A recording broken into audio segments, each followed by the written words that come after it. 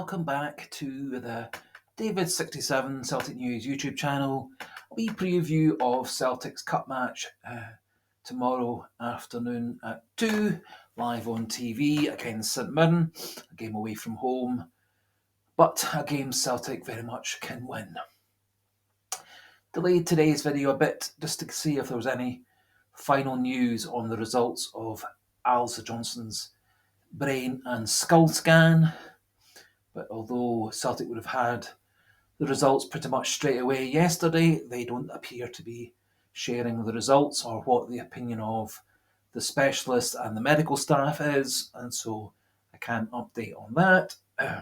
However, there was good news that the two South Korean players back from the Asian Cup took full part in this morning's training, as did Tomoki Iwata and Stephen Welsh. So both of them should be fit and able to be in the squad tomorrow. CCV and Greg Taylor probably too early for them. Taylor expected to be back next weekend against Kilmarnock, and CCV I would guess a week or so later. Before we crack on with today's video, just a slight change of the usual order. For those new to these sorts of videos, please do consider clicking the subscribe button. Do have a wee look at past videos and other content on the channel. Today we popped a wee online poll to see who we thought as a channel should be starting tomorrow up front for Celtic, assuming that Rodgers goes as he always does, at least to start with one up front. Plus there's a daily quiz question this today linked into the ex-Celtic and ex-St Mirren player Frank McAvenny. So, cracking on with today's pre-match preview of the Celtic-St Mirren match tomorrow in the Cup. Celtic go into the game obviously with a morale-boosting late win against Hibs, thanks to penalty from Idah at the start of the game and a penalty at the start of added time to, in the end, win the game. Alistair Johnston obviously went off with his significant head injury, and I would expect he's going to be out for at least a couple, if not more, weeks. And head injuries can be ones which do have a lot of complications and additional effects, so we'll need to see how that goes.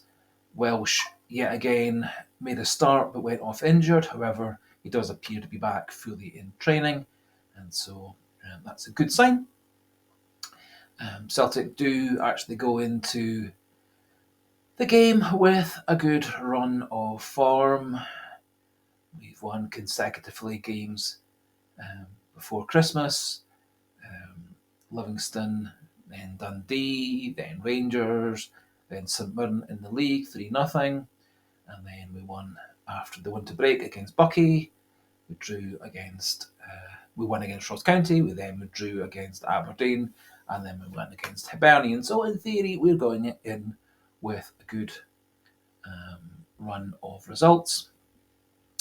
And exactly a year ago tomorrow, we beat St Mirren 5-1 in the Cup. And shortly after that, a few weeks later, beat them again 5-1 in the league. And so Celtic do have a good history against St Mirren, and I fully expect Celtic to win a difficult game, probably 2-0 tomorrow against St Mirren.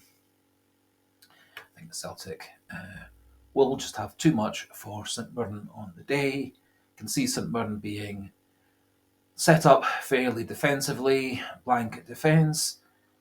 I don't think Rodgers will make any substantial changes to his usual 4-3-3, which I think is a little bit disappointing, because I do think switching around teams, switching around tactics keeps the other team to an extent on the hop. And I feel Celtic have been this season too regimented in their starting formations and their tactics and their lineups. However, to the best of my knowledge, given what we know regarding injuries and fitness, my predicted starting 11 for tomorrow is going to be Joe Hart in goal, Anthony Ralston at right back, Navrocki and Scales in the middle, and Barnaby at left back. I think, given the fact that Welsh went off with a tightness in his hamstring against Hibs, I think it would be a bit silly to risk having Welsh starting and then within 5 minutes tweaking his hamstring again, being out for several weeks. And so I think the safer option is to start Navrocki beside Scales, and the boost of Anthony Ralston defending on that side should give Celtic a wee bit more cover on that side. In the midfield, I have seen calls for Idah to start. I have seen calls for Home to start, but I think Celtic will go again with McGregor, O'Reilly, and Bernardo, with Idah and Home on the bench as backups to those midfield three. Out wide, I think I would go personally with Idah on the right. I think Kuhn was so rubbish against Hibs, almost a non-entity against Hibs, that I would start Idah on the right. Idah's final ball and his touch in the box was disappointing against Hibs, but I think his hard work, his industry, and his ability to press in the final third, but also covering back to midfield and defence is very, very worthwhile for Celtic to always use. I think on the left, I would use Palma, keeping Kuhn, Abada, Yang as the options to come off the bench. I think two of those three will be on the bench, I think, with a third watching from the stand. And centrally, I would have Adam Idah. I think within a game or two more, he's going to be fully into the swing of playing in Scotland and fully into the swing of playing for Celtic. I think it also gives Kyogo a couple of games coming off the bench to get himself back into the swing of things. And I would keep Kyogo personally for big matches against teams who are less defensive. I think Kyogo would be my clear starter for any games against Rangers in the league and cup going forward. And I think thereafter I would alternate Idah and Kyogo as my starting central player. Personally, I would love to see Celtic playing two up front with Kyogo playing off Idah, but I don't think Rodgers, as he is at the moment, is nearly adventurous enough to try that out. That would mean that on the bench, Celtic will have Kyogo and O, possibly Vata as well, along with Kuhn and I would guess Yang, with Abada having a week or two off, as he is apparently having a hard time again at the moment due to problems and stresses at home in Israel. Also, that allows us on the bench probably to have Welsh and or Lagerbielke and Bain as the backup goalkeeper, and a couple of midfielders, probably Idah and Home. So I think it looks like Celtic will have quite a strong substitutes bench for a change, with some players who can come on and change things.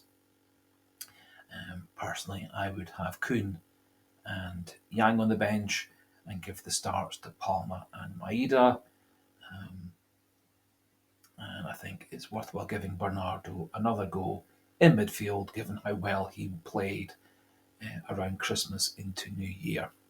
So very, very hopeful of a good result for Celtic tomorrow. Depending on how things are, may do a post-match reaction tomorrow afternoon, or may do the post-match reaction the following morning, just depending on how things pan out tomorrow time-wise. So that brings us to the end of today's video. Just a wee reminder, anyone new to the channel who's enjoyed this video and enjoyed the other content available on the channel, please do click that subscriber button, get the numbers going back up again. There's a like button for those who've liked the video, and there's the comment section for popping your thoughts, and say there's an ongoing poll regarding our rating of Rodgers. That's going to stay open another couple of days. And also there is the wee online poll regarding who we as a channel think should be starting up front tomorrow against St Mirren. All those polls be remaining open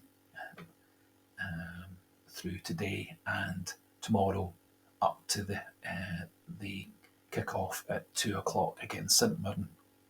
So, excuse me. Thanks for listening. Thanks for watching. Chat again after the game. And so, good luck, Celtic. Hopefully a nice 2 or 3 goal win tomorrow.